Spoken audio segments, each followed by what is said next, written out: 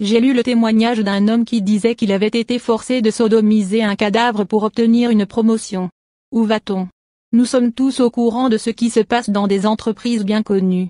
Il faut être parrainé pour être engagé et être parrainé veut dire être testé et accepté par un du groupe des sectaires ou de pervers bien assis dans le pays. De nos jours, si l'on n'a pas de parrain, on ne peut pas trouver facilement du travail. Jusqu'à présent, on a l'impression, à m'entendre parler, que ce problème ne concerne que les hommes. Pourtant, il concerne aussi les femmes. Et oui, le lesbianisme a aussi pris de l'ampleur dans nos pays et, ce que l'on demande aux hommes, la même chose est aussi demandée aux femmes. Il n'y a pas longtemps, on était scandalisé par le fait qu'une femme doive sa promotion au fait qu'elle était passée par le canapé d'un patron. Mais aujourd'hui, cette méthode est devenue tellement banale qu'elle n'a plus aucun intérêt. Bien-aimés, les temps sont mauvais. Le péché prend de plus en plus de l'ampleur, ce qui est dommage car, nous vivons la fin des temps. Pendant que certains pensent qu'il leur faut se débrouiller et que tous les moyens sont bons pour réussir, ceux qui sont intelligents se rachètent une conduite auprès de Dieu en revenant à de bons sentiments. Beaucoup ne pensent pas que Dieu est tout-puissant. Ils ne pensent pas que s'ils sont en vie, c'est grâce à lui. Je m'adresse à vous, avez succombé à ce genre de pratique. Sachez que beaucoup de personnes nées le même jour que vous ne sont plus en vie. Pourquoi votre vie a-t-elle été préservée par Dieu si c'est pour la gaspiller de la sorte? Vous avez été à l'école et vous en êtes sorti avec des diplômes. Encore une fois, pourquoi Dieu avait-il permis cela si c'est pour brader ses efforts de la sorte? Le même Dieu qui vous a permis de réussir à avoir des diplômes ne peut-il pas aussi vous aider à obtenir du travail? Ne savez-vous pas que notre Dieu est vivant et qu'il agit lorsque nous le lui demandons? Le problème est que beaucoup sont pressés de réussir et, en plus, ils sont envieux et ont un gros cœur. Quel que soit ce qu'ils endurent, ils vont le supporter du moment où les autres les regardent avec envie.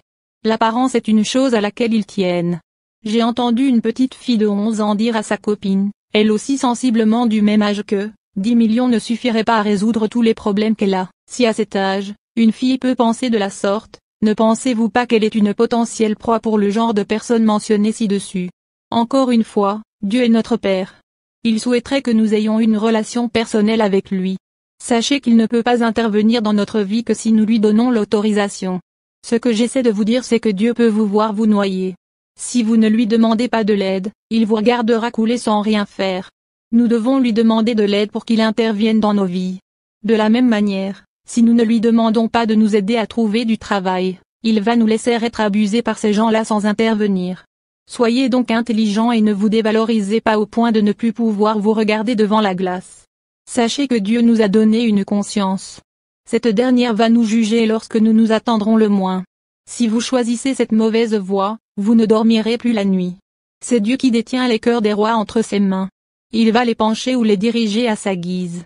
Ne le sous-estimez jamais.